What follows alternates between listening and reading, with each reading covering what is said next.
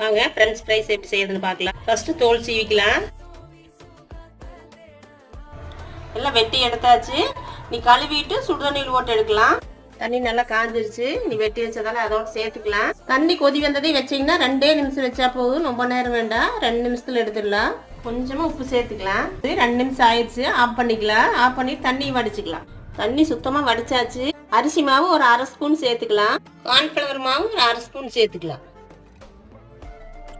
நீ பொரிக்கிறதுக்கு ஆரம்பிச்சுக்கலாம். ஆயில் சேர்த்துக்கலாம். எண்ணெய் காஞ்சிருச்சு. நம்ம போடுறதுக்கு ஆரம்பிக்கலாம்.